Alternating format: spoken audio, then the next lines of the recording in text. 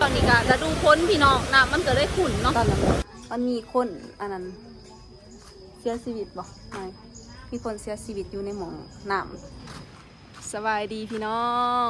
มื้อนี้ก็พบกับสองน้องปลาเด้อมื้อนี้น้องปลาสิพาไปผจญภัยพี่น้อง สิพาไปเบิ่งน้ำตกตาดเนาะคืออันนั้นน้องปลาบ่ได้เหี้ยนะก็ได้บ่พากันไปเด่นน้ำตกตาดกับหมู่เนาะคือน้องปลาบ่เคยมาจ้าเถื่อพี่น้องอันนั้นเฮียนอยู่นี่3 ปีเนาะอยู่เฮียนอยู่ม.ซ.แซ่ระบำนี่พี่น้องบ่เคยมาจากเถื่อทั้งที่มันไกลๆของเฮียนอะไรพี่น้องขี่รถมาประมาณแบบว่า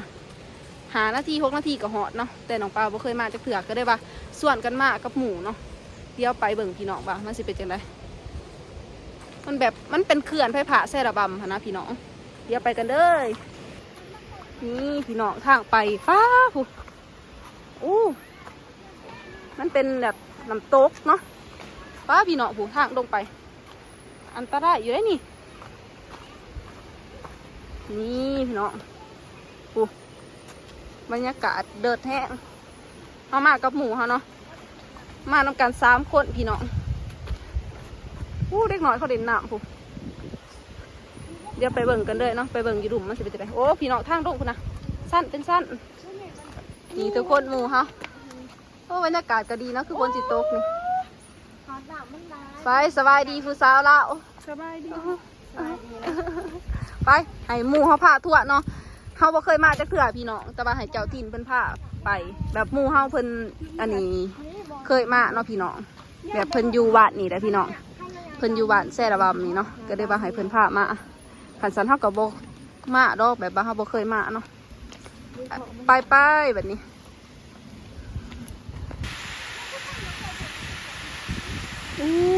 งามแห่งพี่น้องวิวคือแบบดีอ่ะพี่น้องธรรมศาสตร์ถูกเหมือนพ้นแน่เนาะ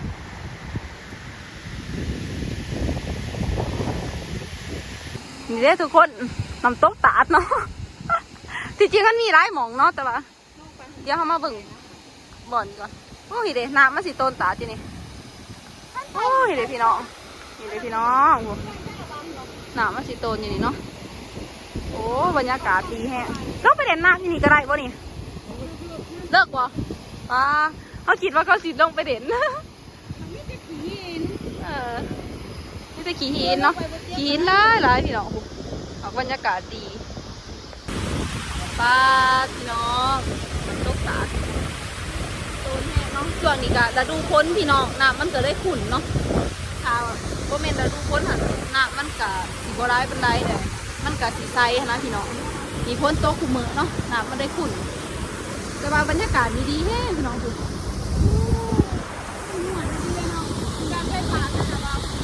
ทุกคนบรรยากาศดีแห้งหาขี้หินคือร้ายเลยพี่น้องน้ำตกตาดบรรยากาศดีเวอร์ใครที่สนใจอยากมาอันเด็ดนี่คือได้พี่น้องมาปิกนิกก็ได้อันนี้พี่น้องบรรยากาศดีๆนั่นนี่เนาะแบบมาหาแบบแนวมาปิกนิกนะคือสิหมวนว้าวพี่น้องร่มแห้งอันนี้ต้องมาล่องย่างล่องใส่พี่น้องเสียวอยู่น้องป้าอยากไปเบิ่งเขื่อนอยู่พี่น้องแต่ว่าเขื่อนมันอยู่ไกลเนาะเขื่อนมันสิอยู่ทางนั้นเนาะแต่ว่าอันนั้นเท่าหันยืนที่ทางนี้อยากเบิ่งเขื่อนเป็นตรงย่างไต่ขึ้นไปพี่น้องย่างไต่ไปหรือว่าตรงขี่เรือเนาะขี่เรือแต่กระขาวกลัวที่อยู่เบื้องนั้นพี่น้องอยากเบิ่งเขื่อนนะเพราะว่าน้องป้าคือสิบ่ได้ไปเบิ่งดอกคนนี้เพราะว่าทาน้ำมันบ่ได้หันสีย่างไปอยู่พี่น้องแต่ว่านี่น้ำมันได้เนาะเขาหยาดหมื่นสูตรว่าเขาหมื่นนี่คือเก็บร้อยแล้วพี่น้องหมื่นเป็นตัวของมันอยู่เลยต้องอย่างนี้ก็ลองไต่มาเลยเลยไปทุกคนถ้าสีลองไต่เอง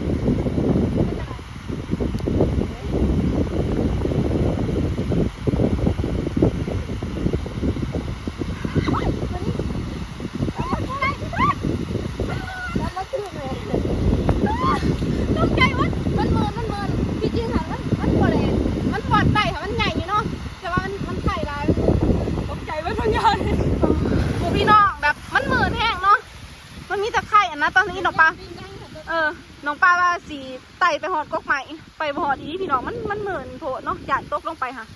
มันตกลงไปหันมันคือสีแบบโอ้ยสีดอดจิบ่ผลเดี่ยวดีทุกคนเบิ่งยาดิเข้ามาแต่ไต่อะนะเผินล้างปลาพี่น้องอันนั้นเบิ่งยานะมันเหมือนพี่น้อง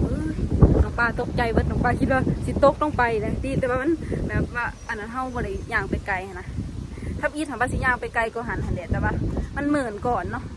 ก็ได้ว่าพากันทอยบอกกะเนาะถ้าว่าตกลงไปหันมันสิอันตรายเนาะพี่น้องก็ได้ว่าอันนั้นนี่จากกันเลยเนาะเดี๋ยวตอนนี้น้องปลาสีพากันย่างไปพูนพี่น้องกับหมูนี่มันดกมาดุ่มเลยเนาะเพราะว่าเฮาตอนทับอีทางเฮาขึ้นอยู่เทิงคุณพี่น้องแต่บัดนี้เฮาสิย่างอยู่ดุ่มเนาะบอลดังปลาดาหันอันตรายอะไรพี่น้องมันเหมือนเนาะหมูน้องปลาบอกว่าตอนที่น้ำโคกค่ะกระไตได้แต่ว่าตอนนี้ค่ะมันหนามันได้แต่มันเหมือนเนาะก็ได้ว่าบ่มีไผไต่ทำอิดกับว่าสิพากันไปเบิ่งเขื่อนเลยพี่น้องแต่ว่าหนามันได้เนาะใครอยากไปตรงอันนั้นขี่เรือไปพี่น้องหรือว่าไต่ครัวเนาะไปพี่น้องเดี๋ยวสิพาไปเบิ่งอยู่เบื้องนั้นเนาะทุกคนตอนนี้ก็หอดดุ่มเลยเด้อหลังจากที่เฮาย่างมาบางอย่างเนาะย่างประมาณ3-4 นาทีพี่น้องย่างมากับหมูบางอย่างเขาสิยืนอยู่เทิงคุณเนาะพี่น้องบัดนี้ลงมาดุ่มเลยมาเบิ่งบรรยากาศอยู่ดุ่มก็งามคือเก่าพี่น้องบรรยากาศดีแห้งเดี๋ยวไปเบิ่งน้ำตกตาดไกลๆนี่เด้พี่น้องมาถ่ายวิวมุมนี้เนาะแต่อยากไปยืนอยู่หันเนาะแล้วก็ถ่ายหูให้คนให้หมูถ่ายอยู่หัน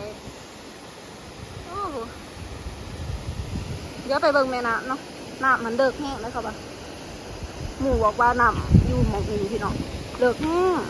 แบบน้ำมันสีไหลมาอันนั้นรวมโตกันอยู่นี่เนาะเดี๋ยวเบิ่งไปเบิ่ง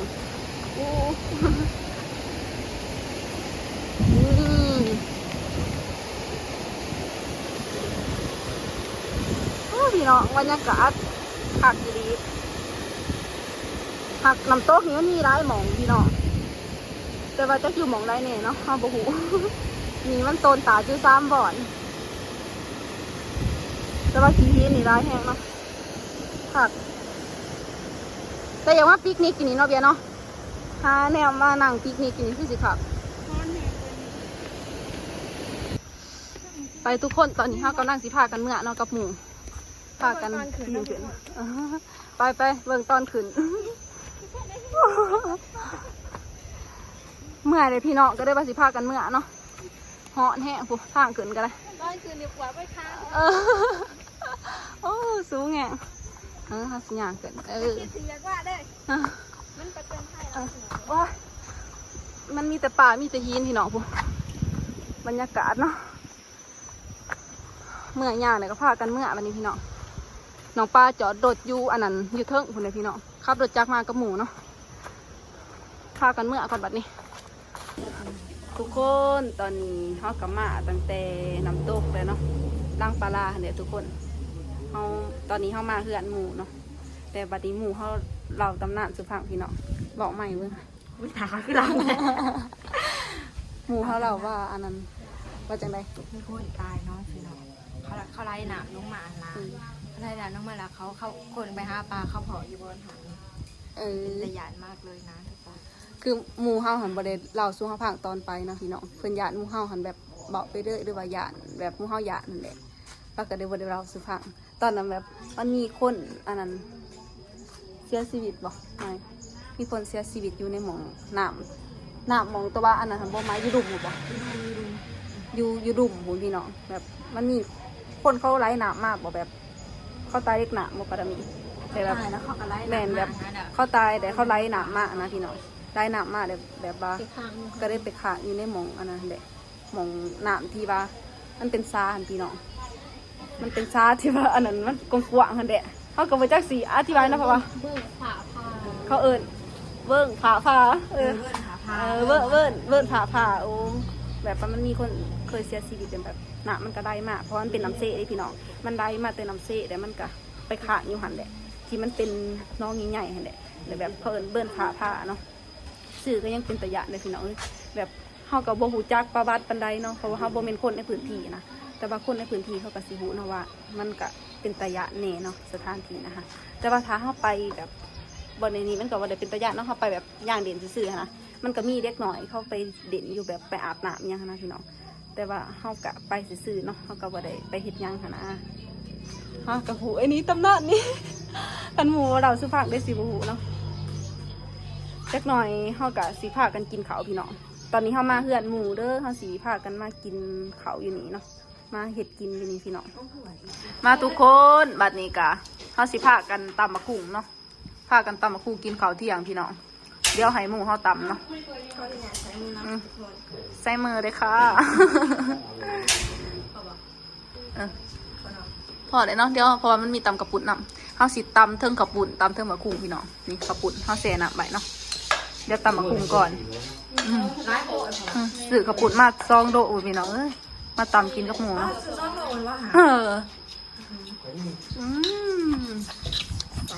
ใส่ไม่ควรตาม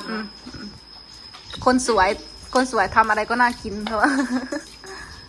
โอ้ยน้ำได้แต่วันนี้ทุกคนหมูเขาสอนใส่ฉันบอกให้น้ำมันเดือดก่อน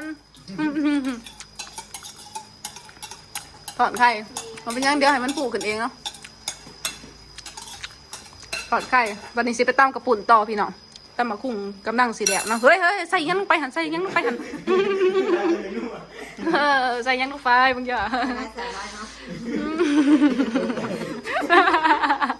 เขาใส่พวกนวดลงไปอีกพี่น้องตอนนี้ก็ตำมะกุ้งแดดเนาะเดี๋ยวสิตำกระปุ่นต่อพี่น้องนี่เลยไปใส่พริกลงไปแบบนี้ตำกระปุ่นต่อมาทุกคนแบบนี้เขาสิตำกระปุ่นเนาะใส่ลงไปไม่ได้ตกใจนะใส่ได้ร้ายมันจะหนัวเนาะตอบนี้สิตำกระปุ่นแล้วพี่น้องมันเคยอยู่ไหมที่เขาเลยบางสิ่งทำหนูเป็นเหมือนสิ่งอะไร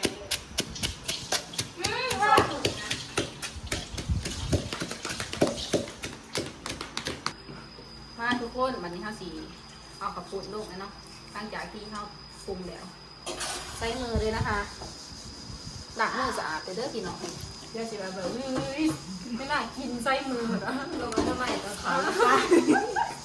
เขากินกับหมูเอาทุกคนนะคะใส่มืออะไรเนาะ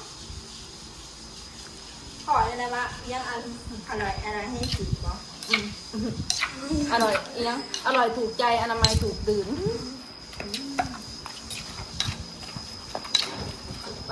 งานนี้น้ำลายแตก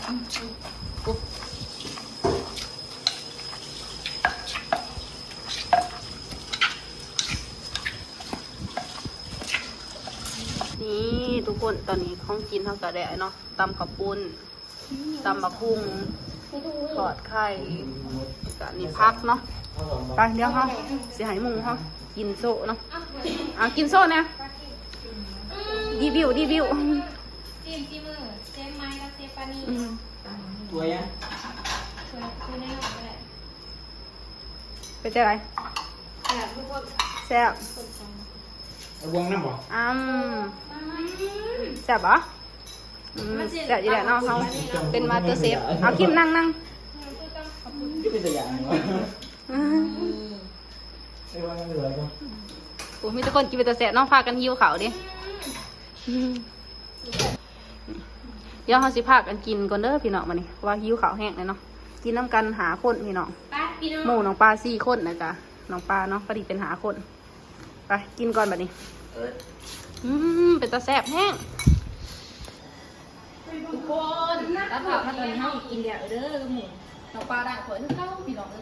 งานประจำของน้องปลาเนาะกินในไส้เป็นปลาแหน่ละสำหรับคลิปนี้ก็สิโจ๊กเปียกถึงเด้อพี่น้องเจอกันใหม่คลิปหน้าเด้อบ๊ายบาย